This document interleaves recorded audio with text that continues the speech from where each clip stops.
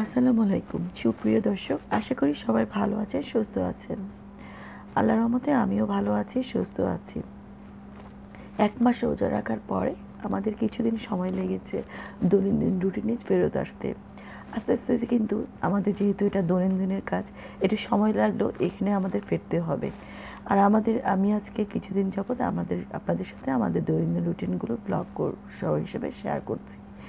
এই রুটিনগুলি দেখার সাথে সাথে আজকে আমি খুব ভালো একটি ওজিফা শেয়ার করব, যেটা আমি কিছুদিন আগে দেখেছিলাম। সেটা আমার মনে হলো আপনাদের সাথেও আমি একটু শেয়ার করি।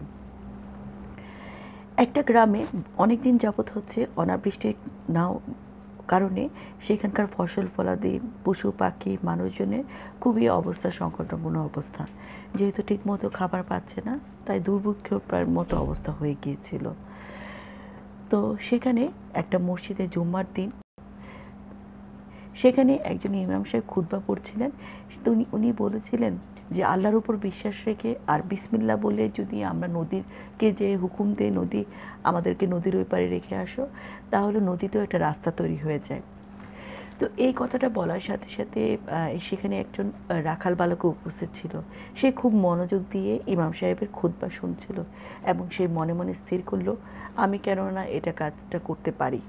তো সে পরদিন সকালবেলা তার সকল যে কয়টা ছাগল ছিল সেগুলো নিয়ে সে নদীর পাড়ে গেল এবং আল্লাহর উপর পূর্ণ বিশ্বাস রেখে বিসমিল্লাহ বলে নদীকে হুকুম দিল, নদী আমি নদীর ওই পারে আমাকে যেতে দাও। তো সে সাথে সাথে নদীর ওই পারে উঠলো এবং সুন্দর হেঁটে হেঁটে নদীর ওই পারে চলে গেল। নদীর ওই পারে যেহেতু লোকজনের আনাগোনা নেই, সেখানে প্রচুর পরিমাণে খেতে ফসল এবং গাছে ফলমূলে ভর্তি। রাখাল সারাদিনই তার ছাগলগুলোকে প্রচুর পেট ভরে খাবার খাওয়ালো আর সারাদিনই মাঠে চড়ালো। এরপর সন্ধ্যেবেলা এটা সে প্রতিদিনকার রুটিন বানিয়ে ফেললো তার জীবনের। প্রায় কয়েকদিন যাওয়ার পরে তার ছাগলগুলোকে বেশ সুন্দর হৃষ্টপুষ্ট হয়ে গেল। এগুলো কিন্তু লক্ষ্য করলো গ্রামের লোকজন এবং তাকে এসে বলল, এ রাখাল, তুমি কি এমন খাওয়াচ্ছ যে তোমার ছাগলগুলো এত সুন্দর হয়ে গিয়েছে?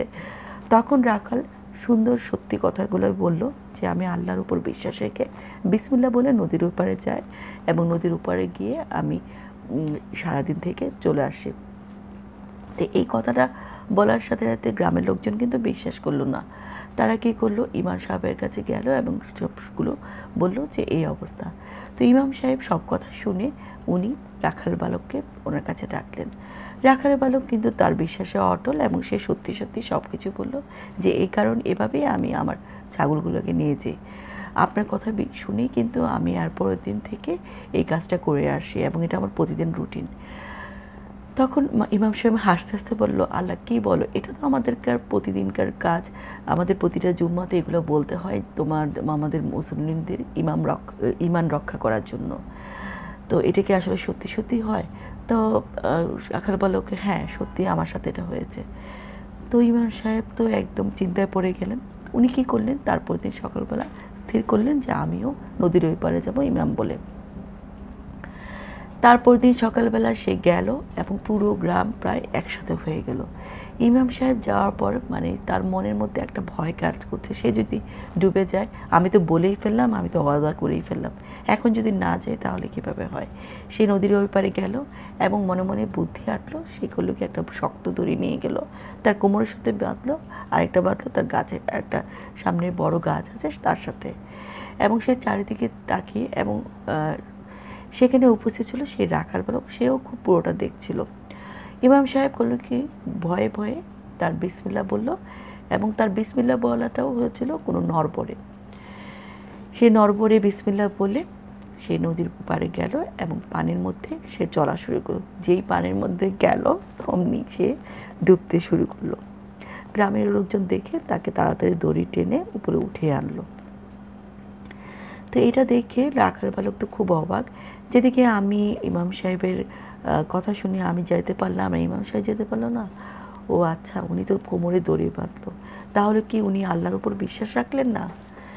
তারপর উনি ইমাম সাহেবকে ডেকে বলল, ইমাম সাহেব, আপনার উপর কথার উপর বিশ্বাস করেই কিন্তু আমি আল্লাহর উপর পূর্ণ বিশ্বাস রেখে আর বিসমিল্লাহ বলে নদীর ওই পারে গেলাম। আর আপনি প্রতিদিনই আল্লাহর বাণী আমাদেরকে শোনান, কিন্তু সেই আল্লাহর উপরেই আপনার বিশ্বাস নেই। তাই আজকে আপনার এই অবস্থা। বর্তমানে আমাদের জীবনে একই অবস্থা। আমরা কিন্তু দেখা যায় যে আমরা কিন্তু প্রচুর ইবাদত বন্দী করি, অথচ রোজা আসলেই আমরা করি কি, জিনিসপত্রের দাম বেড়ে ফেলি। যেখানে নরমাল দাম থাকার কথা সেখানে দামটা 2 গুণ 3 গুণ করে ফেলি। আমরা দৈনন্দিন জীবনের ক্ষেত্রে আমাদের যদি মিথ্যা কথা না বলা লাগলেও অনেক সময় দেখা যায় আমরা প্রচুর মিথ্যা বলি, মানুষের সাথে দুর্ব্যবহার করি। গরিব মিসকিনকে তাদের হক ঠিকমতো আদায় করে দিতে হয়, সেগুলো আমরা করছি না। আমরা প্রচুর মানুষের সাথে খারাপ ব্যবহার করি, দুর্ব্যবহার করি, মানে যারা অসহায় তাদের সাথেও আমরা দুর্ব্যবহার করি। যার যেটা অধিকার সেটা আমরা ঠিকমতো তাকে দিচ্ছি না। আমাদের এখানে আমাদের ইমানের আমাদের এই অবস্থা, আমাদের নিজেদের মাঝেই তো আমাদের ইমানটা নড়বড়ে আজকে। তাই আজকে সমাজগুলোতে এই অবস্থা, আমাদের জীবনে এত অশান্তি সবসময় লেগেই আছে। আমরা যখন কখনো কোনো বিপদে পড়ি তখন আমরা ফরেন যে আমরা নামাজে মুসল্লায় বসে এবং আল্লাহর কাছে দোয়া করতে থাকি। আমরা যখন সেই বিপদ থেকে উদ্ধার হয়ে যাই তখন আমরা কী করি, আল্লাহ পাককে ভুলে যাই। তো আবার যদি আমরা নামাজে গিয়ে কোনো বিপদে পড়ে আল্লাহ পাকের কাছে যে দোয়া করি এবং আল্লাহ পাক যদি আমাদেরকে সেখান থেকে উদ্ধার না করে বা আমাদের বিপদটা লেগেই থাকে বা কোনো ঝামেলা থেকে মুক্তি না থেকে ঝামেলার মানে কোনো চাওয়া যদি পূরণ না করে, তখন আল্লাহ পাককে আমরা দোষ দিতে থাকি, অনেক সময় নামাজ থেকেও আমরা মুখ ফিরিয়ে থাকি। কিন্তু আমাদের উপর আল্লাহর উপর এই বিশ্বাসটা নেই যে কাজটা আমি চাইছি সেই কাজটা হয়তো আমার জন্য ভালো না, সেই জন্য আল্লাহ পাক আমাদেরকে সেই কাজটা দিচ্ছেন না। সেই বিশ্বাসটা তো আমাদের মধ্যে নাই, সেই বিশ্বাসটা কিন্তু আমাদের সবার আগে আনতে হবে। আবার অনেক সময় দেখা যায় আমরা রুটিন মতো কিন্তু নামাজের শেষে আল্লাহ পাকের কাছে দোয়া করতে থাকি আমাদের নিজেদের জন্য, কিন্তু সেটা কি আমরা পূর্ণ বিশ্বাসের সহিত আল্লাহর কাছে দোয়া করি? আমরা ঠিকই বলতে থাকি একটা রুটিনের মতো, কিন্তু সেটা আমরা পূর্ণ বিশ্বাসের সহিত আল্লাহ পাকের কাছে সেটা চাই না।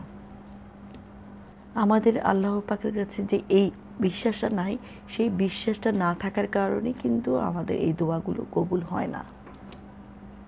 যতদিন পর্যন্ত আল্লাহ পাকের উপর পূর্ণ বিশ্বাস না রাখবেন যে আল্লাহ পাক যা করেন আমাদের ভালোর জন্য করেন এবং যা দিবেন আমাদের ভালোর জন্য, যা নিয়ে যাবেন আমাদের ভালোর জন্য, তো সেই বিশ্বাসটা না আনা পর্যন্ত আল্লাহ এই আমাদের দোয়াগুলো কিন্তু ততদিন আমাদের কবুল হয় না বা হয় না, অনেকের হয়তো হয়ে যায়। তো আল্লাহর উপর পূর্ণ বিশ্বাস আনাটা সবচেয়ে বড় জরুরি।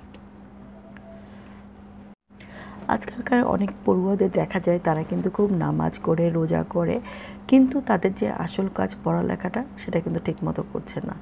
আমাদের আল্লাহ পাক কিন্তু আমাদের সব কিছুই দেখেন। আমরা আমাদের যদি যে পড়াশোনাটা না ঠিকমতো না করি কিন্তু আল্লাহর কাছে চাই যে আল্লাহ পাক তুমি আমাকে পাশ করে দাও, ভালো নাম্বার দাও, সেখানে আল্লাহ পাক কি আপনি যদি পড়াশোনা ঠিকমতোই না করেন, খাতা লিখিয়ে না আসেন, তাহলে কি সেখানে আল্লাহ পাক কিন্তু আপনাদের দোয়া কবুল করবে না? আল্লাহ পাক কিন্তু সব দেখছেন। আমাদের যে কাজটা সেটা কিন্তু আমাদের ঠিকমতোভাবে আদায় করতে হবে। আমাদের পড়াশোনার সাথে সাথেই কিন্তু আমাদের আল্লাহ পাকের কাছেও চাইতে হবে আমরা যে কষ্ট করছি আল্লাহ পাক সেটা যেন আল্লাহ পাক আমাদের কবুল করে নেয়। তো আমি অনেক সময় দেখা যায় ওরা কি করে যে আমি এত আল্লাহ পাকের কাছে চাইলাম, আল্লাহ আমাদের দোয়া কবুল করলো না। আসলে এটা কিন্তু একমাত্র কারণ আপনার পড়াশোনার ফাঁকে সাথে সাথে কিন্তু আপনার আল্লাহ পাকের কাছেও দোয়া করতে হবে এবং আপনার যে কাজ সেটাও কিন্তু ঠিকঠাকভাবে প্রপারলিভাবে শেষ করতে হবে। আমাদের ঘরে একজন যদি কেউ অসুস্থ হয়, আমরা যদি তাকে ঘরে রেখে চিকিৎসা করি আর আল্লাহর পাকের কাছে দোয়া চাই আর তাকে নামাজ পড়ে বিভিন্ন দোয়া পড়ে ফু দিই, তাহলে কি উনি সুস্থ হয়ে যাবে? ওনাকে দরকার যেই রোগটা হয়েছে সেই রোগের চিকিৎসা। আমাদের ইসলামে কিন্তু চিকিৎসা করানো বা রোগ হলে তাকে ডাক্তার কাছে নিয়ে বা কুবেরের কাছে নিয়ে যাওয়া কিন্তু সুন্নত। আমাদের হযরত মুহাম্মদ সাল্লাল্লাহু আলাইহি ওয়াসাল্লাম কিন্তু খোদ উনি এই কথাটা বলেছেন। আমাদের যে কাজগুলো সেগুলোতে যদি সফলতা না আসে তাহলে কিন্তু আমরা কিন্তু সেই কাজটা আবার দ্বিগুণভাবে করতে হবে, দ্বিগুণ পরিশ্রম করতে হবে আর সাথে সাথে আল্লাহ পাকের কাছে চাইতে হবে। যদি আল্লাহর পাকের কাছে চাওয়ার পরেও সেখানে কোনো সফলতা না আসে তাহলে বুঝতে হবে আমাদের কাজে কোনো ঘাটতি আছে, তাহলে সেই ঘাটতিগুলো বের করতে হবে এবং পরিশ্রম করতে হবে। এক্ষেত্রে আমি আমার নিজের কথাও আমি আপনাদের সাথে শেয়ার করতে পারি। আমার যখন নতুন ইউটিউব চ্যানেল হয়েছে তখন কিন্তু কোনো সাবস্ক্রাইব ছিল না, ভিউ ছিল না। তো আমার কাছে মনে হয়েছিল আমি কিন্তু অনেক পরিশ্রম করেছি, করার পরে আজকের এই চ্যানেলের এখানে এসে দাঁড়িয়েছে। তো আমার যখন আমি ভিউ আসতো না বা কাজ হতো না তখন কিন্তু আমি বসে থাকিনি, আমি প্রাগাতার ভিডিও দিয়ে গিয়েছি এবং আমি আমার কাজের মধ্যে আমি সফলতা নতুন নতুন করে আপডেট করার চেষ্টা করেছি আর আল্লাহর পাকের কাছে আমি চেয়েছি।